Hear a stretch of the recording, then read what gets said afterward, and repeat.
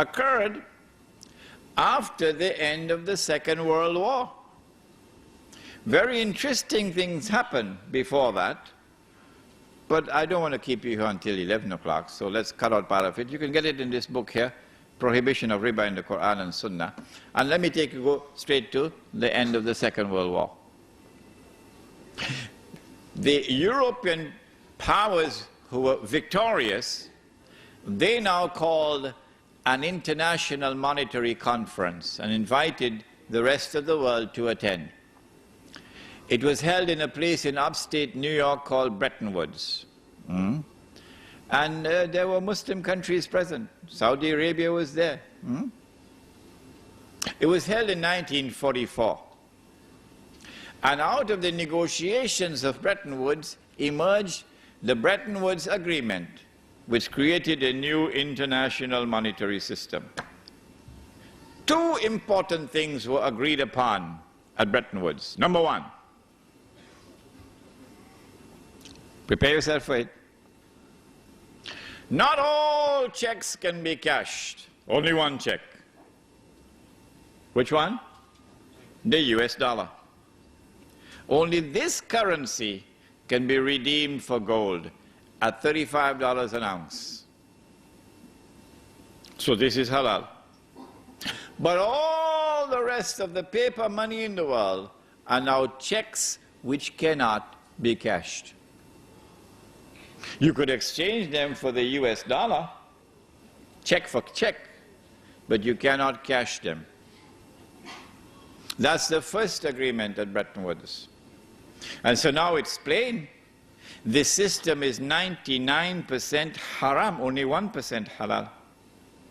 That is the US dollar, which the US government has promised that if you come with US dollars, we will convert it for you to gold at $35 an ounce. We gave our word to you, and we will keep our word, and we put it on the US dollar. Did you see it? In God we trust. Ever saw it? The second thing that came out of the Bretton Woods Agreement was that not every individual can take his US dollars to have it converted into gold, redeemed. No, no, no, no, no, no, no.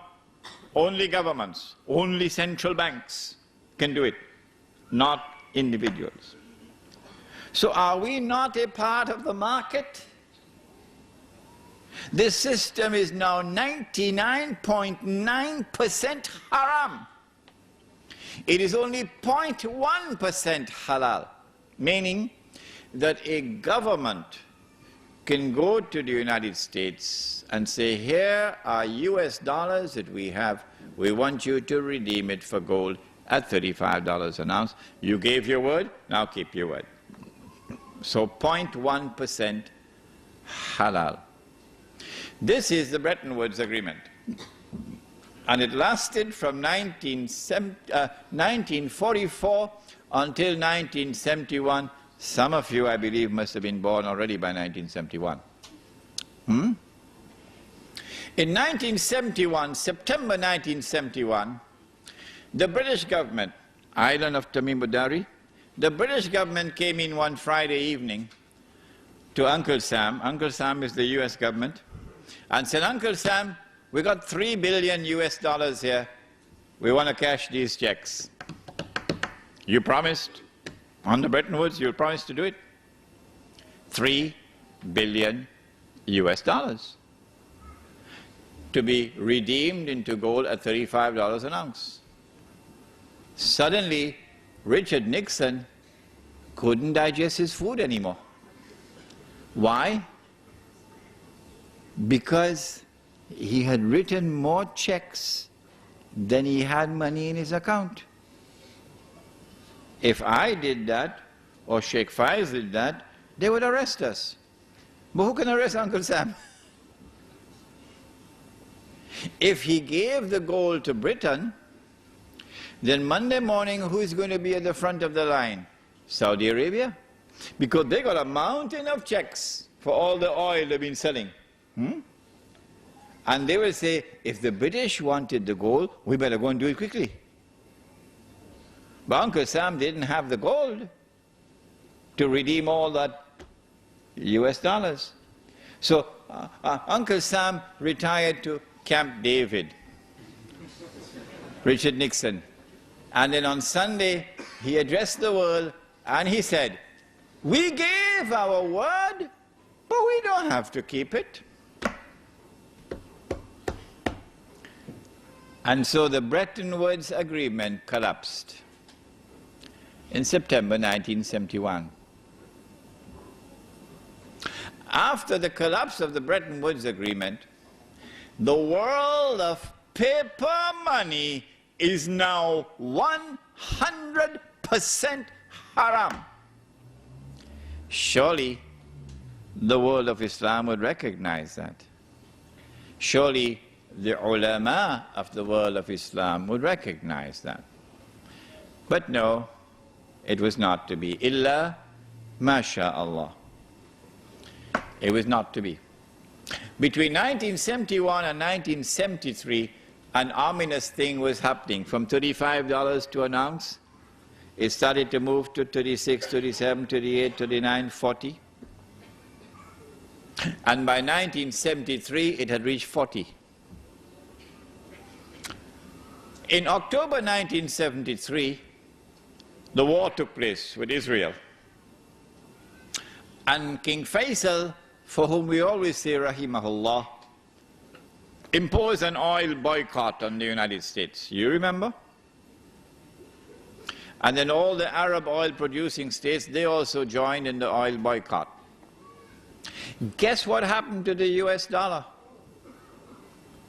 It collapsed by 400% overnight, from 40 to 160. Why? I ask this question, why? Because of an oil boycott, why should this happen? And then on the 15th of January 1980, the same thing happened again. Iran had had a revolution, and the Iranian people took control of their oil.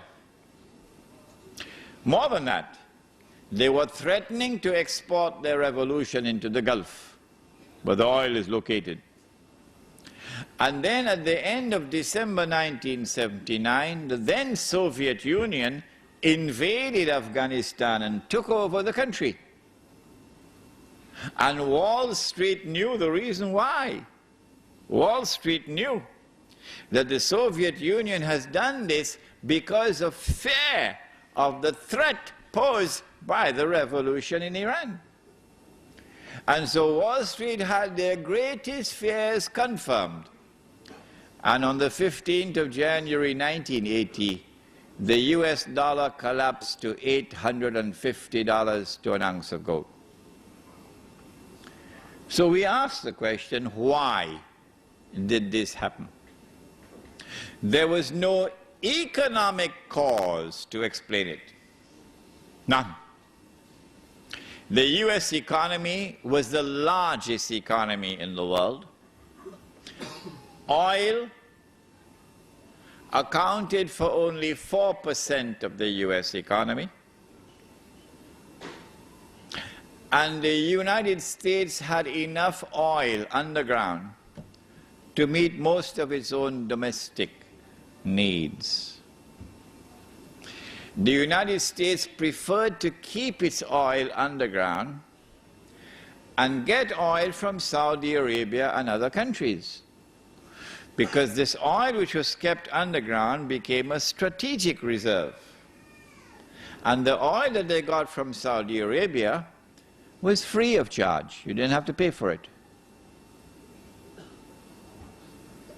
Did you hear that? Huh?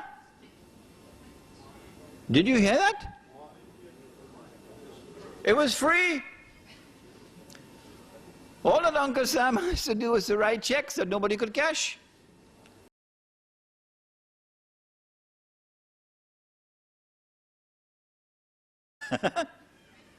I have no money in my account.